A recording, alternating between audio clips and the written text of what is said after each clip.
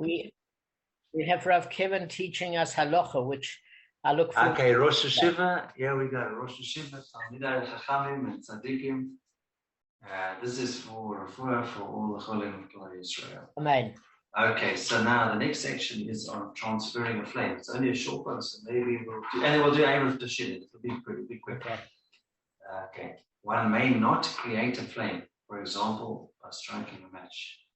One may on Yom Tov transfer a flame by drawing it from another flame, example, a pilot light. There is a view which permits one to draw flame from the coil of an electric stove, if it is red hot.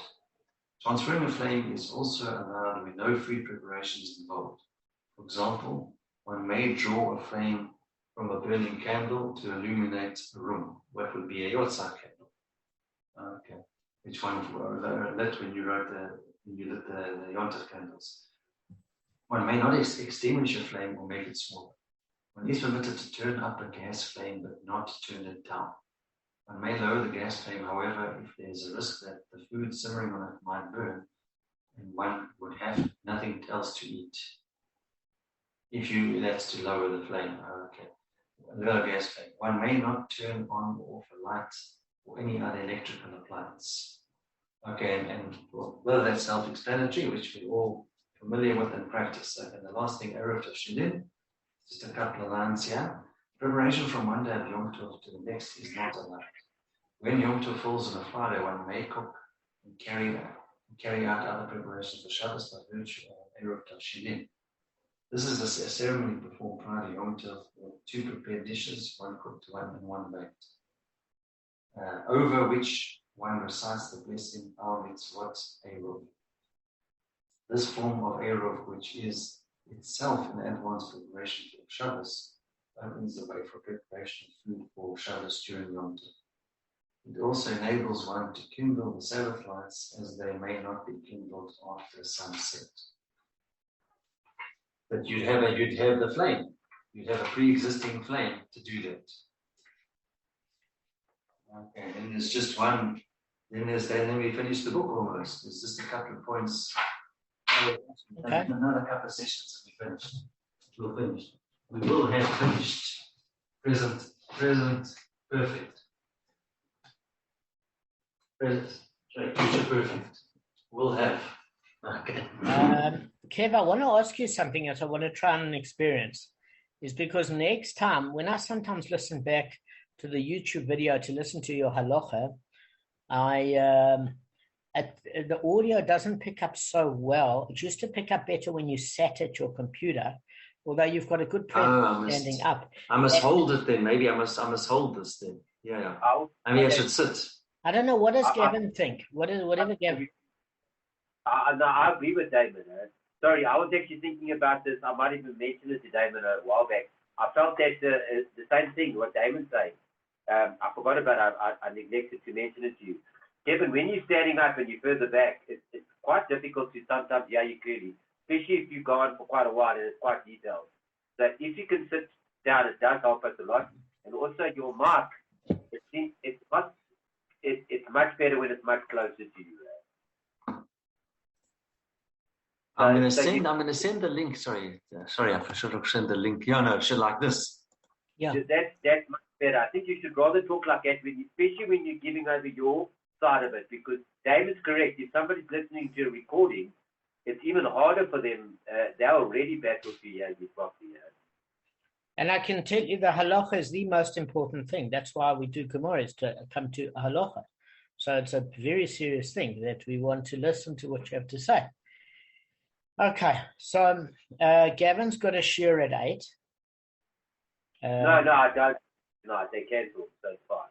All right, so I wanted to go through a bit of a summary in an easy way, because you'll find it therapeutic in comparison, because there's been a lot of analysis, detail analysis.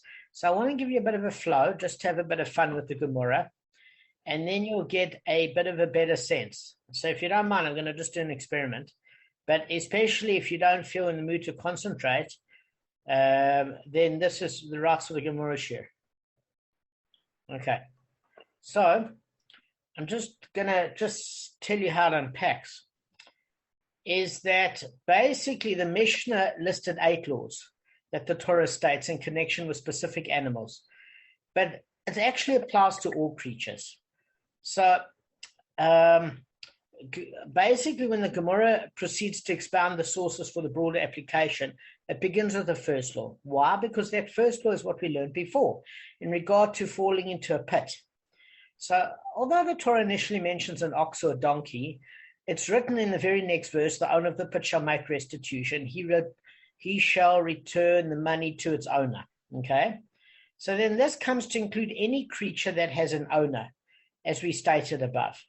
It mentions an ox and not an ox or a donkey, because an ox and not a person, a donkey and not utensils. So we come to see that, because Kevin mentioned a good point the other day. He said, listen, why shouldn't it include utensils or anything else by pure logic? So obviously we have halachic sources for it, but the generalization from the specification has to include living creatures, and also a living creature that has an owner. Okay, so that's what it states. The Mishnah's second law is, again, in regard to the forced separation from Mount Sinai. The Torah states that whoever touches the mountain, whether behemoth or person, he shall not live. And basically a wild beast is included in the scriptural category behemoth. So, well, how do we know this? Because the word behemoth, you can use it in a specific or a general sense. In the specific sense, it refers to domesticated species, cows, sheep, goats. But in the general sense, behemoth can refer to all animals, including non-domestic species, which are chayos, in other words, living creatures like lions or deer. And how do we, what's the basis for this broader interpretation? Because it's in Devarim chapter 14, verse 4, Deuteronomy, which begins, and by the way, guys, when I say Shmot and Exodus or Deuteronomy and Devarim, I do that because we don't all come from film backgrounds. So if anybody's listening to the shir, it's nice that they have the Latin word for it, because that's what most people know. So anyway, that verse in Deuteronomy states, this is the behemoth that you may eat, and then proceeds to enumerate various domestic animals and wild beasts, because there are certain wild beasts you can have. Kevin, the 2 criteria are for even wild beasts are to eat. Wild beasts Same to as eat, did you say? Yeah, the animals themselves must have 2 physical. Chew the cud and cloven hooves. Yes, so there are certain animals that fit that criteria, but then they have to be shechted properly. So therefore, we can see the term that behemoth can include chayos, those categories, because it lists them in that particular verse. Okay, so that's why when we use the word behemoth, we're including other animals, because if they have an owner and they're a working animal, you don't have to eat them, and they fall into somebody's pit, they have to make restitution. Again, it's a living creature. It contains tumah, the carcass, whether you touch or carry it, and you have to make restitution if it's your pit. So that's how it includes it in that statement. As far as, so why does it bring up this Mount Sinai, the separation from Mount Sinai? Because you say, well, what does that have to do with financial restitution? We're not trying to show that God had to pay back any animal or person that touched the mountain and died. What we're trying to say there, Kev, is that at the end of the day, we're learning sources about when it uses a specific term, how it can include a general term. Like the word behemoth seems to indicate only domestic animals, but then Deuteronomy chapter 14, verse 4, it's including chayos, which is also wild animals. So therefore, if you domesticate a wild animal, or clearly have it as a working animal, but it's not considered your standard domestic animal, and it falls in a pit, you have to make restitution. And it's just showing that as far as touching the mountain, any creature that touched the mountain would die. That's all it's showing, is other examples of how a generalization, specification, generalization, what it can include, what it can't. And there's also the inclusive terms like kol and bechol. Okay? So then this, so that was the source for the Mishnah's second law. And then the third law we were discussing the twofold payment of a thief, right? So we've stated elsewhere that basically it applies to the ox, the donkey, the sheep, the garment, and then that verse says, and for any matter of liability, okay? And when it says for any matter of liability, we are stating, well, we're going to learn it in the 60-second daf. We're going to get there. But it means the minute I say for any matter of liability, I've gone from specific items to general again. Kev, you're falling asleep. Your eyes are closing. Mm-hmm. No, we see it. We don't mind. Serious? No, I saw you there. It must have been a split second. Kev, can you see it as well? Yeah. I'm looking down because I think I'm focusing down. That's probably what it looks like. I'm not looking like. You deny it, but we can send you the link later. Kevin, we don't mind. Listen.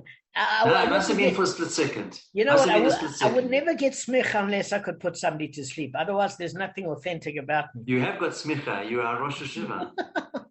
So Kevin's assistant Rosh Hashiva.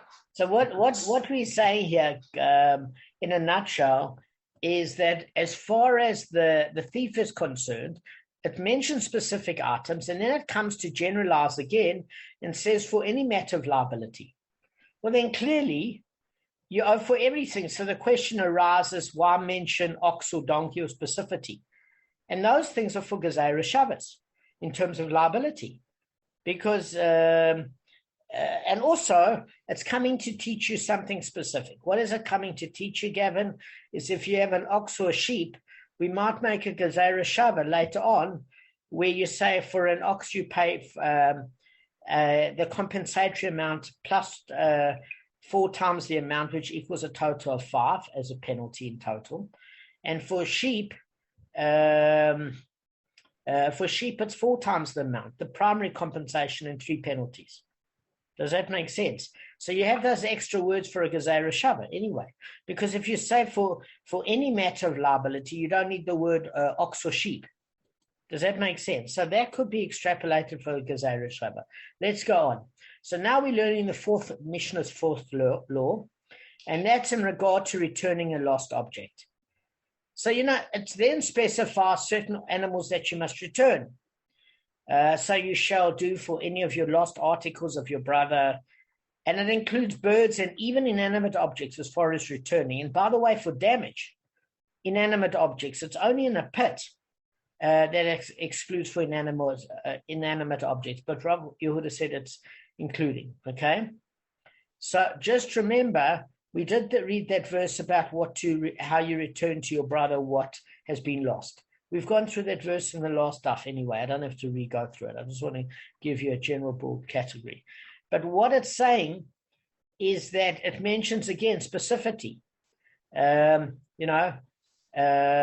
lose this animal, you lose that. Any lost article of your brother, you need to return. Okay, any lost article. The word any, call or chol, comes to be an inclusionary term. We learned that already. Okay, so that's fine. The Mishnah's fifth law. What is it, guys? Do you remember? Take a guess.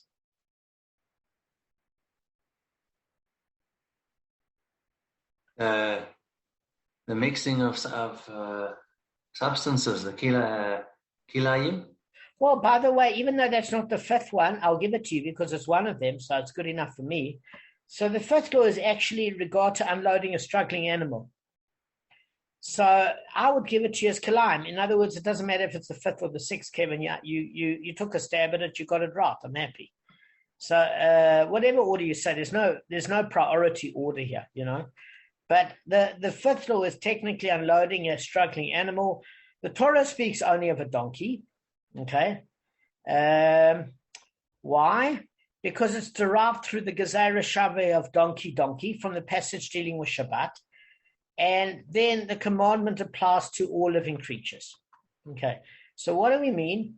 The donkey that's specified in regard to unloading in Shmot, in Exodus chapter 23, verse 5, as well as in regard to the verse in the Sabbath of Deuteronomy chapter 5, verse 14, what does it state? The seventh day is Shabbat to Hashem, your God. You shall do no work, or you shall not do any work, is a specific word. you, your son, your daughter, your slave, your maidservant, your ox, your donkey, your every behemoth, etc. Okay? Since you can derive below that the Sabbath prohibition applies to all living creatures. Why? Because it says your every behemoth. Okay? You then can deduce through the Gezerah Shava, because the Gezerah Shava means that the donkey part is unnecessary, that the commandment to help unload a struggling donkey applies to all creatures. Why? Because when you mention unloading a donkey and you've got that extra word in the Shabbos portion where it says, and every other creature needs to rest that you own, you can extrapolate from that added lesson that any creature that's under a struggling burden, you have to release from the burden. It doesn't matter if that person's your friend or your enemy. And if if a human being, just like a human being rests on the Shabbos, so too you've got to unload a human being's backpack. If he's a slave and he's battling and you can see he's your fellow brother or even another human being, you need to help a person, especially if you're hiking with them. So from there, you can see the principle. Now, Arthur, you still with us? Okay, great. So, would you like to explain, Gavin or Kevin, because Arthur's busy, how does the Gezerah Shava actually work? What's an open and a closed one? What if it's open on one side? What if it's open on both sides? What does this mean? Why do we use the Gezerah Shava compared to a Hekesh, and what does it teach us? Kevin, you want to try? Otherwise, I can give it a try. Okay, so it uses, if there's certain words, I'll try. It's a bit complicated. I'll try. Good. Let's say in a certain parsha, if there's reference to a parsha to prove a point, if there's certain words there that appear in the parsha and that appear in the Mishnah,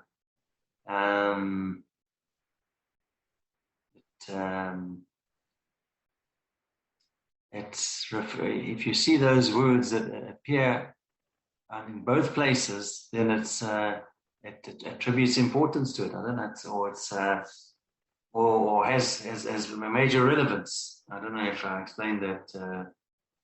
You're on the right track, absolutely on the right track.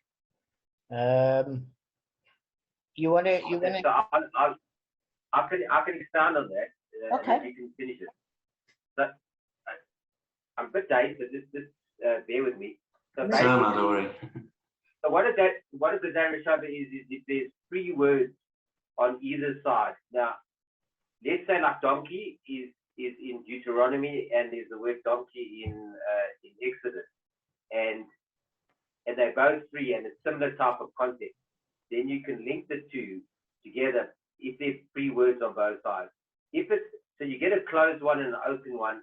Damon, we haven't done this for a long time, and I don't remember doing this in Chazorah, or in prep, but I think an open one is when is on the one side it's free, on the other side it's not free, but the word is there, but it's not free.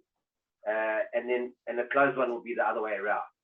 And then if it's complete, if they're both free on both sides, that's the ideal scenario. That gives you a Gezerah Shava where you can actually utilize it to the full extent. Damon, just take it from there. I'm very happy with both Kevin's answer and yours, because you're building up a structure there. Both of you've done well. Just may I ask you guys a question? What do we mean by free? I can explain it, but I'd rather ask you guys. But the statement still makes sense, even if you leave it out, because so like say if they use behemoth and then they say ox and donkey, it's really need ox and donkey there. I mean, they both, it's covered under behemoth. It's superfluous. It's superfluous. So the sentence, each sentence in each Gezerah Shava sentences still makes sense, even if those words were left out. Okay, so you and Kevin answered it perfectly. In other words, what we term by free is it's free to be used elsewhere because of its superfluous nature, meaning that if you pull that word out of the pasuk, the context of that pasuk still makes perfect sense, especially if nothing is missing. So it doesn't only mean that the sentence has to make sense, but that nothing feels as though it was left out or not included in the list. exactly as both of you said. In other words, if the pasuk still makes sense, we say it's a problem because it's closed. What does that mean? If we just mentioned an ox or a donkey, and we didn't mention every behemoth, for example, even a behemoth to include other animals, we have a problem. Why? Because when you move the word ox, and you've only got a donkey, for example, and you don't have the rest, then it has to be similar in all respects when you use a gezerah shava with the word donkey, and it creates a problem there as opposed to shared characteristics. So the thing of it is, in order for it to extract it and for it to be free, you need to know that you're still accountability for that word that's missing. So as Gavin used as an example from our Mishnah, is if it says, well, ox, donkey, ox, donkey, or any animal, we know that if it says every animal or any animal, that you can remove the word ox or donkey because you're still including ox or donkey. The minute you don't have every animal and you remove it, yes, a sentence still makes sense, but it's missing one of the categories that we need to know from a halachic point of view. So that's correct. So free on both sides means a gezerah shava is when you take a common word. Generally, it's not just one word. It's generally, because you can't take a word like that. A word like donkey is very specific. A sentence which has got maybe 3 or 4 words, which is even more specific, has a lot of weight, because the likelihood of the repetition is not very high. So what happens is when you take that, it's got to be free from the pasuk that you took it from, and it's also got to be free from the other pasuk that you took it from. Meaning that if either of the pasuks lose understanding by extracting that word, you can't have a free gezerah shava. You could have it free on one side. What we mean by free on one side, it doesn't matter which pasuk it's taken from in terms of free.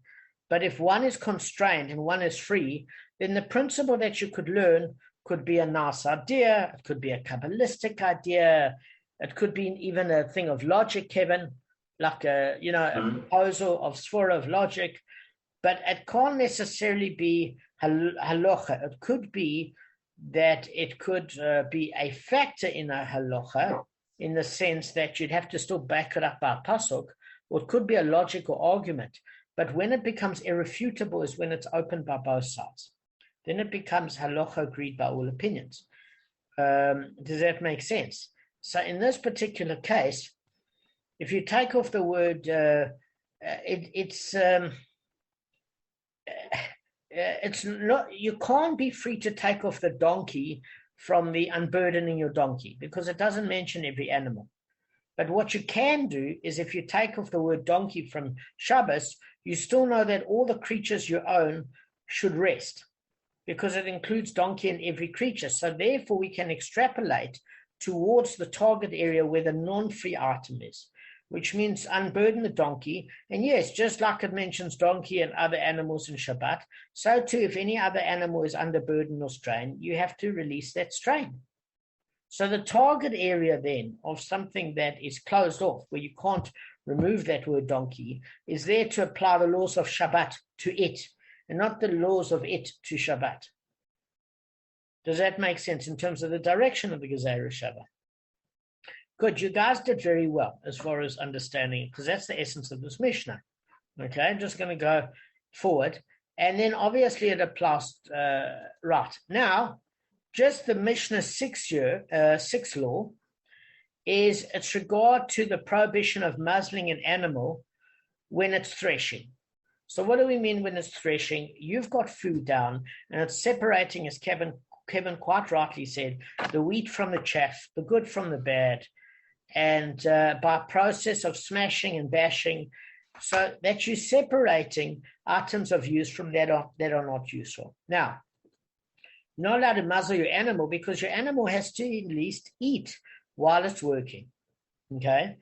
And therefore, it mentions the term ox, and ox was generally a working animal because it's as heavy as anything and does the job very well.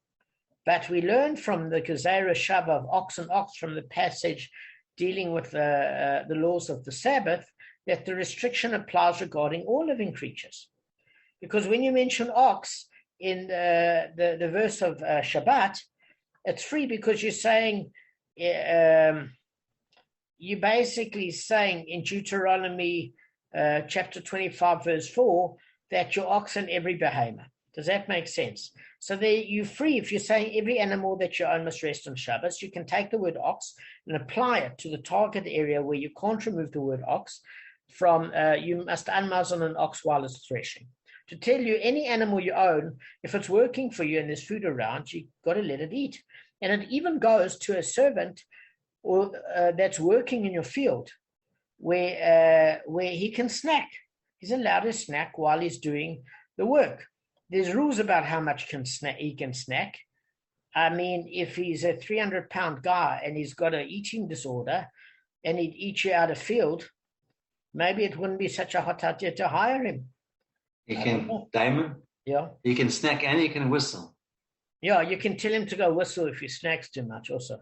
He whistle while he works. That is a song. I know. So the thing of it is, you can't stop somebody from that's working your field from eating, but there are certain constraints, So I'm saying not only does it regard all animals, but it regards to people. Just as people can rest on the Sabbath, so too you can, people, if they're working for you, can snack as they're doing the work, and all animals must be unmuzzled to eat if they're doing the burden of agricultural work for you. That's how we get the Gezerah Shabbat. That word ox is unnecessary in Shabbat because it mentions every animal, and therefore we can apply every creature to the unmuzzling of an animal or a person that works for you to partake of the food. All right.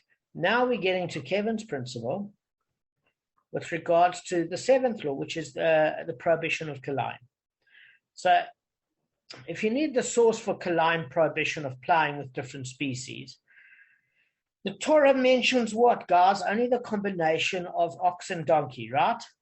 Where is it? In Deuteronomy chapter 22, verse 10. What does it state? You shall not plow with an ox and a donkey together. Okay? Then you've got that other verse, okay, in Leviticus chapter 19, verse 19, which says, you shall not mate your behemoth into another species. Okay? So those are the two things of Kalaim. So when you've got the combination of an ox or donkey, you basically take the Gezerah Shabbat and ox, dealing with the Sabbath passage, and then the prohibition belongs to all species, not just ox and donkey, right? So if you need the source for Kalaim to prohibit mating of two different species, where the Torah mentions it applies to a behemoth, it's then derived from the Gezerah Shabbat behemoth from the passage dealing with Shabbat also. Okay, what applies to the restriction of all living creatures. So again, if you look at the laws of Shabbat in Deuteronomy chapter 5, verse 14, the term behemoth is mentioned, your every behemoth. And in Leviticus, the Kalaim about mating just talks about behemoth, doesn't talk about ox or donkey. You shall not mate your behemoth into another species. So whether you're talking about behemoth or ox or donkey, you can extrapolate it from Shabbat. That's the Gezerah Shabbat, which means any animal is included in that list, that you can't crossbreed species, you can't graft, you can't have animals of different species working together. Does that make sense, guys? It's very straightforward, super straight. So there's the eighth and final law mentioned in our Mishnah, and that's the prohibition against having one's animal work on the Sabbath, okay? So there's a presumption that this law pertains to any living creature, and this served as the basis for all the Gezerah Shabbos mentioned.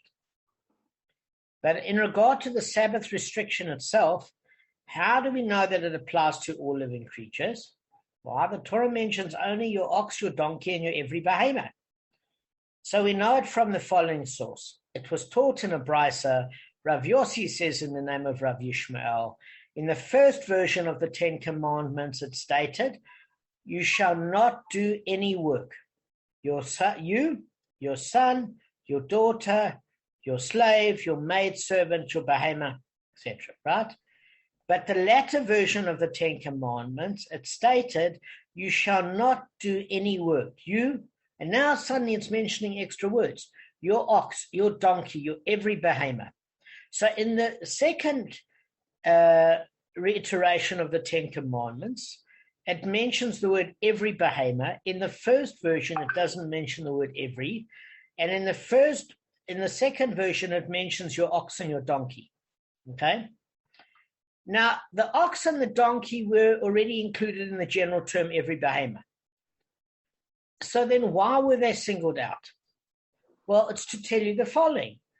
Just as it's true that the ox and the donkey mentioned here, that any wild beast or bird has the same status, so too is it true of any law mentioning an ox or donkey, that any wild beast or bird has the same status regarding the law. Okay? So, as Rashi says, it's an inclusionary term denoting all kinds of creatures.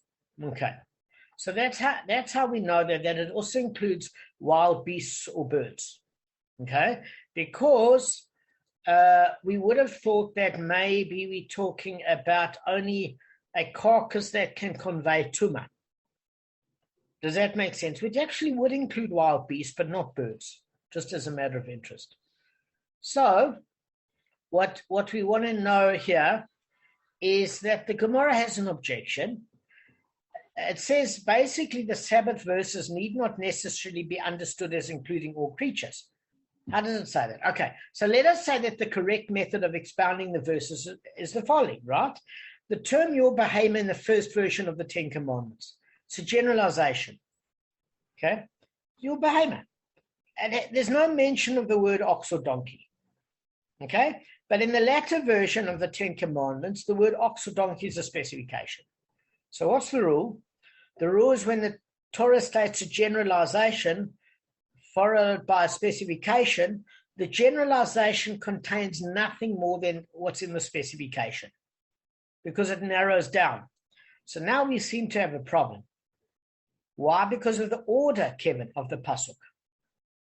Does that make sense?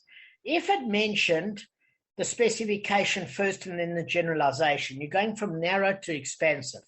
What happens is you seem to be going from expansive to narrow, which means you're now only focused on that specificity. So that's the issue that we're dealing with in the Gemara. Okay?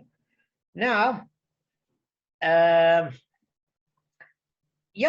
an ox and a donkey, they would be subject to the Sabbath restriction, but any other animal is not subject to the restriction, because what happens is we ended off on the latter part of the Ten Commandments of talking about specificity from generalization. So now it's narrowly focused again. So then the Gemara answers, okay, they say that when the Torah continues with the phrase, your every behemoth in the later version of the commandments, it generalizes again. Has to do that to rescue the pasuk. Does that make sense? Otherwise, we got a bit of a rescue the pasuk. Yeah, let me tell you why. I mentioned the first part. Let me screen share just to keep you awake for 1 second. 1 second. Okay. Instead of me droning on here, just give me 1 second, guys. From a height, you're droning on, Damon. I'm droning on from a height, yeah. Please, God, spiritual heights. Okay. Amen. Amen. Yes, yes. All right. So look here. Now, but the seventh day, look at this. We're in Exodus, Shemot chapter 20. But the seventh day is a Sabbath of your Lord your God. You shall not do any work, you, your son, your daughter, your male or female slave, or your cattle, or the stranger who is within your settlements. Okay? Fine. So now we're talking about the general animal. For some reason here, it mentions your cattle. This is why I'm not mad about Sefaria. It uses the word behemoth, which includes chayos even, or any creature you own. If you look at the Hebrew, let's just go to the Hebrew, which is better. Okay? So the issue is that's a generalization. Can you see? When it's talking about animals, It's a generalization. It's not specific. Unfortunately, in the translation, it seems to be specific, but it's not. Not if you look at your proper Stone Edition Chumash. Does that make sense, guys? Fine. So now if you look at Deuteronomy, we've got an issue. What's the issue? Is if we go to that chapter, 6 days you shall do labor and do work, but the seventh day is a Sabbath of the Lord your God. You shall not do any work. You, your son, your daughter, so far so good mentioned the same, your male or female slave, your ox or your donkey, or any of your cattle, or the stranger in your settlement, so that your male and female slave must rest as you do. So I don't want you to read any of your cattle, because again, we've got this problem with the translation.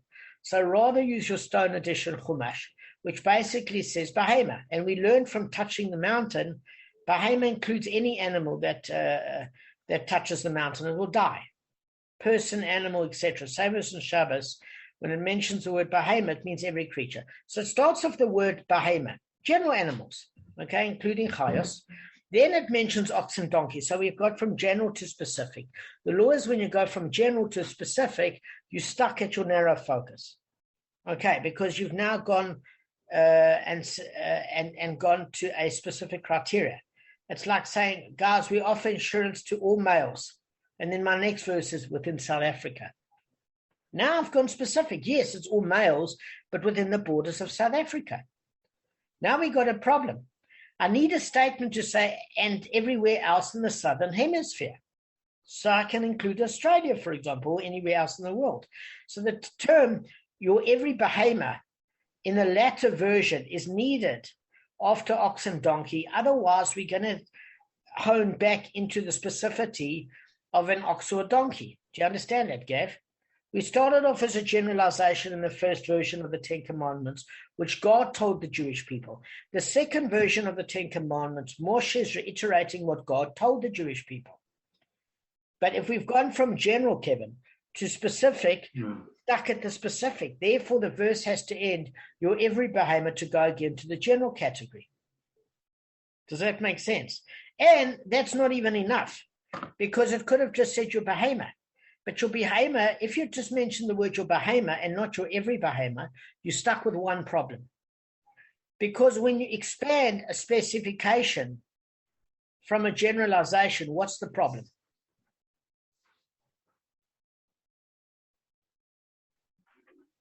You can't. What, you expand a generalization from a specification? No, I'm saying... And only do it the other way around. No. Let me rephrase it. Sorry, guys. Sure, let me just let Arthur in. Give me 1 sec, guys. 1 sec. I was listening. I think I'm listening. No. It's not a problem. Let me just let Arthur in. Just give me a sec. Where did he go? He went to Neverland. He went to Camelot, you mean? Camelot, that's right. I think maybe Guinevere was calling him. Thinking it from our team. He's battling with rejection. Where is he at home? He's at home. Yeah, it must be a South African company that's doing it for him. Absolutely. Yes. Okay, give me a sec.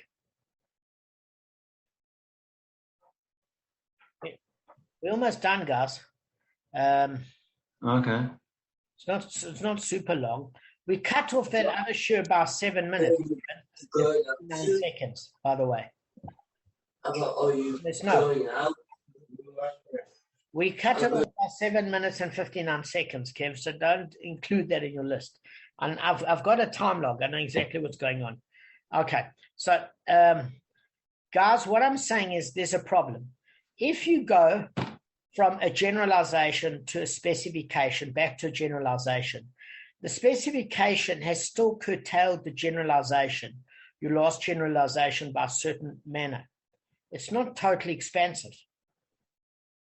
Okay, it's not. In other words, it has to be, give me one sec to explain. It has to be, then if we say an ox or donkey and a behemoth, you're now still stuck with excluding birds. because we don't know if it means every living creature that broad, or just maybe things that ox and donkeys have in common, like tumah through their carcass if you touch or carry it, which would exclude winged creatures like birds. In other words, if you owned a chicken, you could get it to work on Shabbos. Are you with me? Or whatever it is. So that's the problem, is that it expands it to a degree, but not entirely before there was a specification in place. It's not as general as it was before any sort of specification was mentioned. It's broader, but it's not to the lack of constraint, which is why, this is what you've got to bear in mind, is the first part of the Ten Commandments says your behemoth, to generalize, didn't mention ox or donkey. Second, ox or donkey, and then it says your every behemoth. If it didn't have the word every, we would have had to have understood it as generalization, specialization, generalization, which means you don't include birds because it has to be maybe only broadened up a notch, not to all living creatures necessarily, but only one similar to ox and donkeys in terms of maybe being, what do you call it? Capable of having tumah in the carcass. So then we still have a restrictive nature. But by using the word every behemoth, we're now including any living creature. It's broadened it by being inclusive of taking anything with a pulse that you own and allowing it to rest on Shabbos. That's why you needed the word every, so that we don't just learn from a generalization, specialization, generalization, but we also have an inclusive term like every for every behemoth. Do you understand why you needed that word every? It's very clever. Yeah. Listen, there's no point if the final generalization is going to be as broad as the initial generalization, there's no point for the specification. So the specification is there to narrow the generalization, and then the second generalization is to expand on the specification. That's what you say. I'm saying more than that. The reason why it went to a specification in this case is to provide Gezerah Shabbos to the 7 other examples that we stated. Yeah. That's what it was necessary for. But the problem is, if you learn it without the word every behemoth, without the word kol or bechol, without that sort of term, the problem is now you would have still be constrained to animals that convey tumah through their carcass, and you couldn't have included animals like winged creatures to rest on a Shabbos if you own them to work. Because we didn't want to narrow it down. We didn't want to just expand the specification by a notch. We wanted to get back to a broader base as possible. And the only way we could do that is having an inclusionary term.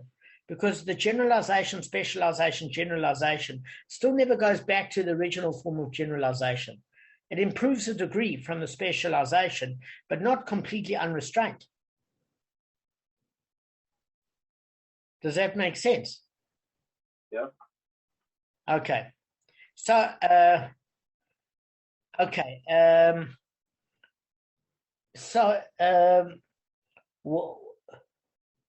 So what we're saying, if I could, is that we needed the word every. So now it includes every creature that you own, but then the ox and the donkey was used for Gezerah Shabbos elsewhere. So every word here was necessary, by the way. So I'm just going to explain it as the Gemara did. So, okay. So basically, the rule is that when the Torah states a generalization followed by specification, the generalization contains nothing more than in the specification. Thus, we ought to say that an ox or donkey, yes, they are subject to the Sabbath restriction, but any other animal is not subject to this restriction. The Gemara answers, when the Torah continues with the phrase, your every behemoth in the latter version of the commandments, it again generalizes. But the rule is that when the Torah states a generalization followed by specification, followed by another generalization, you may expound the overall law to include only those things that are similar to the specification by a degree or two, right? But not totally broad-based.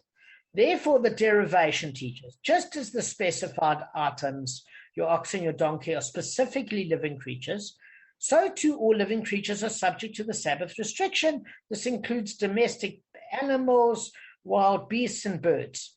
But again, the question arises like before, how do you know that you can go that broad?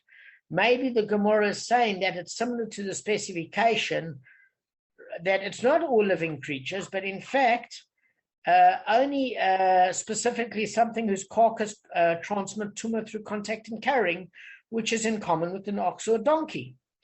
Because the derivation teaching us to include anything else would be a bit too broad. So therefore, birds are not included. So they say, Imkain, if so, the Torah meant to include only those living creatures that are similar to the ox and the donkey in respect to tumor transmission. Okay, so if that's the case, let the merciful one in this Torah write only one thing as a specification, either ox or just the donkey, and that would suffice.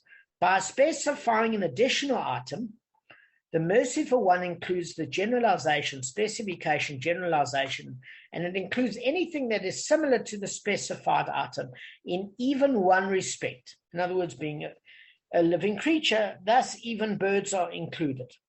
So the explanation is rejected by the Gemara. Why? Because we discussed before, Kevin, exactly as you said, which one of these items, the ox or the donkey, would you have the merciful one right? If Hashem wanted to include only living creatures whose carcass conveys tumah through contact and through being carried. Because the problem is, if the merciful one had written only an ox, I would have said that an animal that can be offered on the altar like an ox, yes, it's included. But an animal that cannot be offered on the altar is not included. So to do away with the supposition, the merciful one wrote a donkey which is never offered up upon the altar. And if the merciful one had written only a donkey, I would have said that the animal is subject to the consecration of the firstborn like a donkey. Yes, it's included, but an animal that is not subject to the consecration of the firstborn is not included. So then what happens if you have an ox that's a thirdborn ox and you own it? Is somebody not liable to pay you if it got damaged in a pit? No. So accordingly, the merciful one wrote an ox, which is superfluous, to teach us that even animals not subject to consecration of their firstborn are included. And again, as Gavin and I said yesterday, broader base, kosher or non-kosher, if you have that animal doing work for you and it gets damaged in a pit or somebody owes liability, they have to pay. Doesn't matter. Okay? Kev, a few more minutes, then we're done. I can see you sleepy, but I'm almost done, and you can see your friends. And Tired. A power nap. Once we have excluded these standards, then what? We must determine the common denominator of an ox or donkey. That's what it's saying. So what's the most precise common denominator? Is that they're living creatures, but it's too broad. So we have to say that the common denominator is not only that they're living creatures, but their carcass transmit tumor through contact and carrying.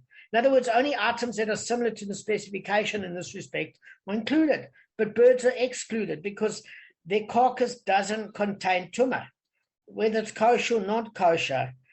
So the question remains, where does the Brisa derive that birds are included in the Sabbath restriction? And that's why the Gemara concedes to that objection and agrees. And it says that's why in the second verse of the Moshe Rabbeinu's giving over of Hashem's 10 Commandments, it uses the word every behemoth, okay? Which means it's an inclusionary term to teach any living creature, wild or domestic, including birds. In other words, you're not only going by the generalization, specification, generalization, but you've got an inclusionary term which teaches us to include all things, even those that are not similar to the specific items. They don't have to convey tumor with its body, carcass. So all types of beasts, birds are included. They're all included. Okay? So I think, guys, let's stop at this note. I hope you've liked the summary I've done so far. Yeah, very good. Have you found it beneficial? Absolutely. Kevin? Yeah, so but just one before you finish. Okay. There have to be similarities in the signs that either they're kosher animals or they're living animals or they convey tumor. It's got to be either all three or one of those features.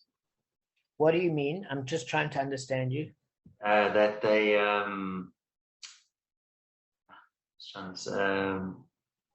that one thing has to be similar. One, not all three. Well, only one. Is that what was said? No. What it's saying is the thing of it is we're trying to find this unique balance between. We don't know how when it uses the generalization specification generalization, or I even prefer the term expansive, restrictive, expansive. When we go from restrictive to expansive, we don't know how broad to go. What do we mean? Is we don't know how back to the general principle we go, or how much do we have to stick within the integrity of the constraint. So do we say every living creature is included, or is that way too broad because we've gone back almost to the generalization virtually of how we started? Or does it have to be a little bit more restrictive than that to say, well, what do the two animals have in common? Do you get what I'm saying? So that's what we got to see is, and the problem is if we're getting to the right level of restriction, birds are excluded. That's why we needed the term every. That's exactly why we needed that